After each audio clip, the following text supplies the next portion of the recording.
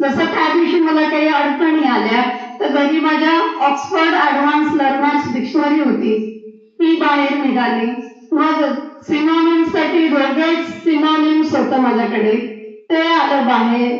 आणि तशाच प्रकारे वेलिंगकर आणि देशपांडे यांच्या मराठी इंग्लिश डिक्शनरीज होत्या घरी, त्या हळूहळू गरज पडत गेली आणि हळूहळू हे पुस्तकं सगळे घरात होते आणि ते कपाटातून बाहेर निघत गेले. हे एक झालं.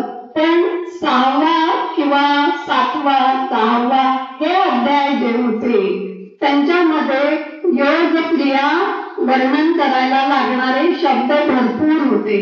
तर असे शब्द, यांच्यासाठी दुसरे काही शब्द आहेत का?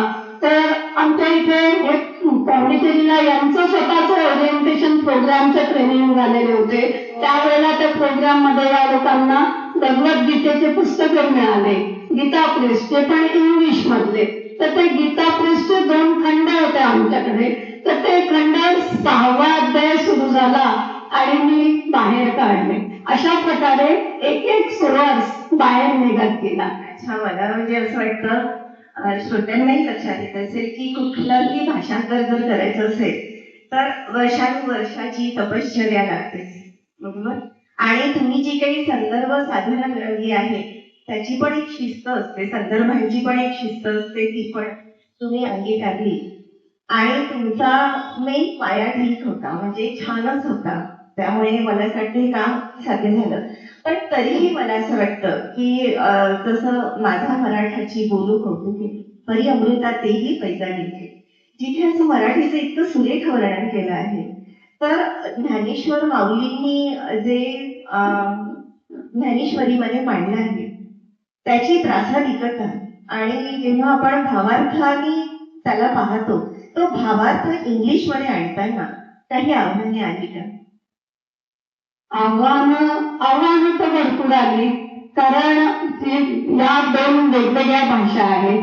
भाषा संस्कृती दर्शवतात. या 2 भाषा 2 वेगवेगळ्या अगदी भिन्न अशा संस्कृती दर्शवणाऱ्या भाषा आहेत. प्रत्येक संस्कृती तिथली लोक परंपरा, कला, तिथलं साहित्य, तिथले रूढी, धार्मिकता, तिथे जे लोककला असतात, तिथलं लोकजीवन, हे सगळं दाखवते ती संस्कृती. त्या संस्कृतीमध्ये भाषेचाही सहभाग आहे. आणि ही भाषा त्या संस्कृतीला जे योग्य जे चिन्ह आहेत, भाषिक चिन्ह म्हणजे शब्दांच्या रूपाने ती प्रदान करते. त्यामुळे ही भाषा जशी मराठी आहे, तर मराठी आणि इंग्रजी या पूर्णतः भिन्न भाषा असल्यामुळे आव्हानं खूप होती. जर मी एखाद्याला तेलुगू म्हटलं असतं तर तेलुगू शेवटी या सगळ्या संस्कृत मधून निघालेल्या भाषा आहे. शेवटी आपल्या भूमीतली संस्कृती बरीचशी एक आहे, त्यामुळे तो प्रश्न नसता, कदाचित जास्ती नसता आला. पण इंग्रजी भाषेचा पर्याय शोधल्याने ती आव्हानात्मक झालं मला भाषांतर करणं. आता एक उदाहरण देते. संकीर्तन हा शब्द आहे, याला एक इंग्लिश मध्ये पर्याय आहे डिव्होशनल सॉन्ग किंवा डिव्होशनल चांट. आता संकीर्तन जे अर्थ आहे या डिव्होशनल चांट मध्ये पूर्ण येईल का? पहिले तर तो एक मोठा प्रश्न आहे. दुसरा, जसं ओम नमो जी आज्ञा सुरुवात आहे, ती आता जय जय तू गणेशा वगैरे असं आहे. तर त्यावेळेला जेव्हा आपण ओम नमो जी आज्ञा म्हणतो, नमो जी आय गो टू यू, आणि ओम नमो जी आज्ञा I go to you the initiator. आता हे ट्रान्सलेशन शेवटी संस्कृती भिन्न असल्यामुळे ते वेगळं राहणार आहे आणि ओम नमो जी आज्ञा आपल्या जवळच राहणार आहे. हा एक फरक लक्षात घ्या. देवा तुझे गणेशू असं म्हटलेलं आहे. तर देवा, आता देवा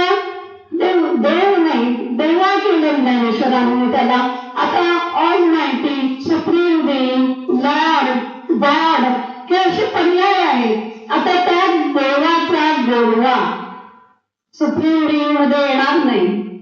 हो ना. मला तर हे एक खूप मोठं आव्हान या ज्ञानेश्वरी करताना मला आलेलं आहे. ज्ञानेश्वरीची भाषा अत्यंत रसाळ आहे, अत्यंत रसाळ आहे, प्रवाही आहे, संवादी आहे. त्यात एक लढीवाळपणा आहे. मग असं करताना इंग्रजीमध्ये जेव्हा आपण भाषांतर करतोय तर असं वाटलं का की नाही खूप शब्द तिथे पडतात आपल्याला, अजून हवं इंग्लिश मध्ये पण अजून हवे शब्द. हो, नेहमीच वाटतं. आता देवाचंच उदाहरण, देवाला ट्रान्सलेट नाही करता येत. गॉड म्हणून म्हटलंय मी, ओ गॉड गणेशा, पण आपल्याला माहित आहे